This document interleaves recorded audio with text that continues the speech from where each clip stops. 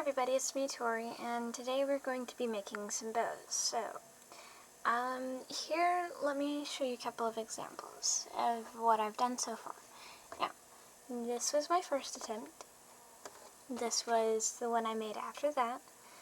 And then, this is my most recent bow. Now, I think they're really cute. I like them. And, so I'd like to show you how to make a bow. Right now, let's go over what supplies you'll need. You'll need a hot glue gun or a method of gluing. You will need a measuring tape. You will need a big rectangle, which we'll measure here in just a minute. We'll measure both of them. And you'll also need a much smaller rectangle. You'll need a pipe cleaner, or as they're now commonly called, a fuzzy stick. And you will also need some scissors. Now, take your bigger rectangle and let's measure it.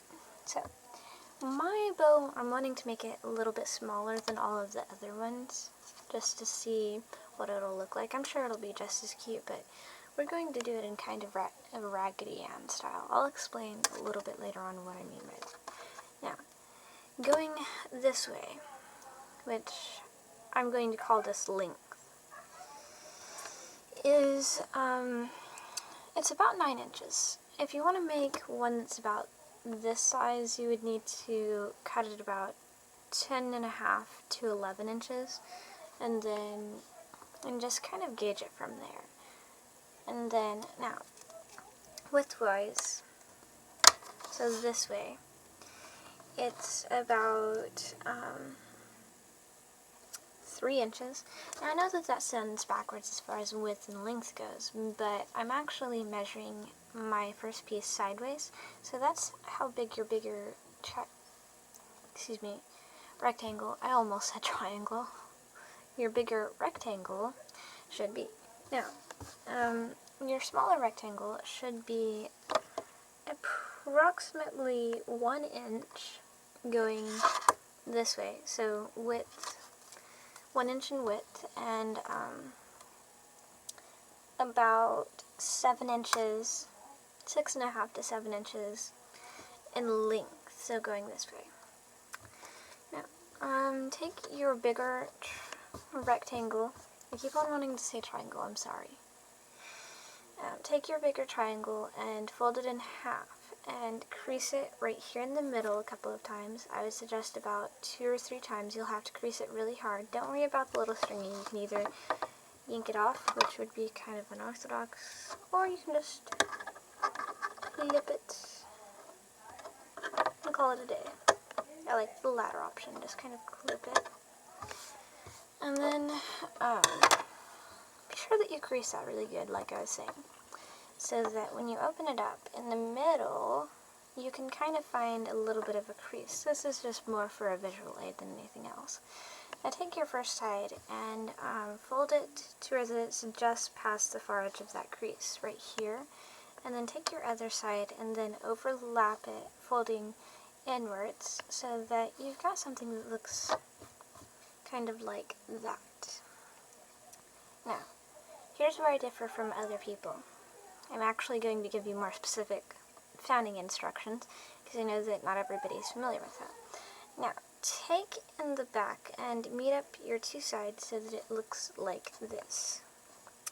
And then set it down, and then fold 1/3 of the way towards you, and then 1/3 of the way back away from you. Turn it on its side, and then do the same exact thing, only in the reverse order, so that you're folding 1/3 of the way away from you, and then 1/3 of the way towards you, so that you're giving your bow its shape, and this is kind of what it should look like. Now, take your fuzzy stick and just kind of hold it to the front, and then press down on the top, and then just wrap it around. And then just kind of let it go where it wants to go, because there's no particular set way to do it. Now, take and just kind of fluff your bow how you would like it, and just give it its shape right now. And if you feel like it's not tight enough, then go ahead and just kind of do what you feel like you need to do to your fuzzy stick or your pipe cleaner, whichever you'd like to call it. It's totally up to you. And then there you go. I'm just going to leave mine like that. And right now you need to plug in your hot glue gun. And while we're waiting on that, we are going to clip it, I'd say right about there. And be forewarned, this is really hard to clip. There we go. And then just fold it downwards anywhere it feels like going. Because once you get the other piece of fabric on there, then you're really not going to be any wiser. Okay. Now, your next step is to take your smaller rectangle that you started off with and then turn it this way. And then just kind of halfway put it over top so that whenever you're holding it up, this is your bottom piece and then this is your top piece, and it looks a little something like this. This is so that you know where to place it. Now, pick it up, and then if your hot glue gun or whatever your gluing method is ready, then take and put a little dot of glue in the middle, and then remember where we placed it, to where it was in the middle. Just kind of take and place it over top and press down. Be forewarned, this will probably be really warm.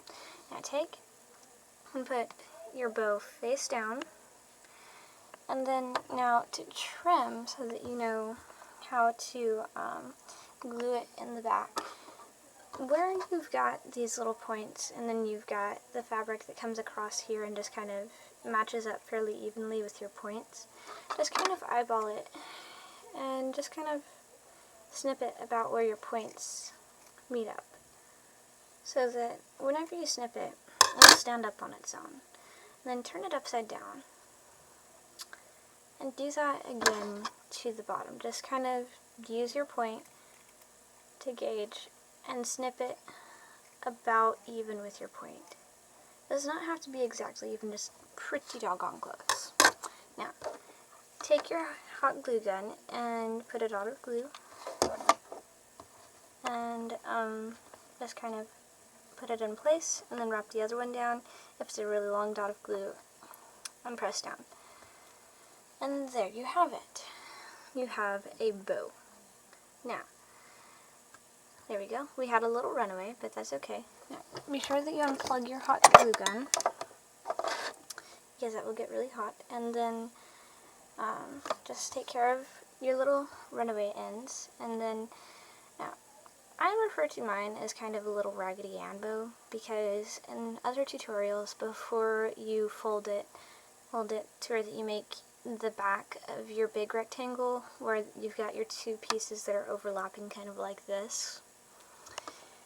Some tutorials that I found will tell you to iron it in, but I feel like that's like too much of a formal look, and I want just kind of a cute, fun, playful little look. If you want to do that, by all rights, it's your bow. You make it how you want to, because you're the one that's going to use this, wear it, give it away, or do what you're going to do with your bow. But I like that it has these raggedy edges. I think that gives it a very cute effect. Now, this is the front. Sorry, had to pick off a little runaway piece. Now this is the front, and how you can tell it's the front is because when you turn it around, you have this little seam right here. Now the other thing that I do that's different from other tutorials, other than making it look like a Raggedy Anne bow, is other tutorials will tell you that you should take an alligator clip and hot glue it to the back. This is really bad if you're trying to make it to where that it can be used for a child, or it can be used for somebody with really thin hair, because I've had thin hair for most of my life. It thickened up a little bit as I grew up, and it'll really hurt if you're trying to put this in a child's head or somebody with thin hair. Now, I hope that this helps you to make a cute little Raggedy Anne bow like this, like this, or like this. And happy bow making, have a great day, and I'll see you next time.